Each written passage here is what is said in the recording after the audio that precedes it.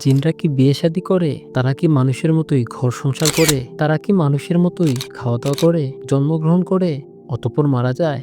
সকল মুসলমানের ঘরবাড়ির ছাদে মুসলমান জিনরা বসবাস করে। বাড়ির মানুষদের জন্য যখন খাবার জিনিস রাখা হয়, তখন সে বাড়ির জিনেরা নেমে এসে তাদের সাথে খাবার গ্রহণ করে, এবং যখন বাড়ির লোকদেরকে রাতের খাবার দেয়া হয়, তখনও তারা নেমে এসে তাদের সাথে রাতের খাবার গ্রহণ করে। এসব জিনের মাধ্যমে আল্লাহ তাআলা মন্দ প্রকৃতির জিনদের অনিষ্ট থেকে মুসলমানদের রক্ষা করেন। জিনরা কি খাওয়া দাওয়া করে? এ প্রশ্নের উত্তরে কাজী আবু ইয়ালা রহমতুল্লাহ আলাইহি বলেছেন, মানুষদের ন্যায় জিনরাও খাওয়া দাওয়া করে, বিয়ে শাদিও করে। আলেমদের অভিমত এটাই, তবে এ বিষয়ে কতিপয় আলেমদের ভিন্নমত রয়েছে।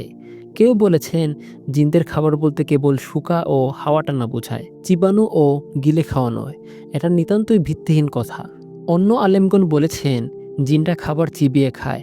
আবার আলেমদের একদল বলেছেন কোনো জিনিসই খায় না, পানও করে না। একথা যুক্তিসঙ্গত নয়। আরেক দল বলেছেন যে এক শ্রেণীর জিন পানাহার করে, এবং আরেক দল বলেন খাওয়া দাওয়া করে না। জিনরা পানাহার, মৃত্যুবরণ এবং পারস্পরিক বিয়ে শাদী করে কি?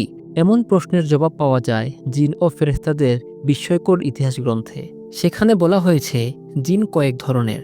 এক ধরনের জিন হচ্ছে হাওয়া। তারা হাওয়ায় মিশে থাকে। এরা খাবার খায় না, মরে না, আর সন্তানাদিও জন্ম দেয় না।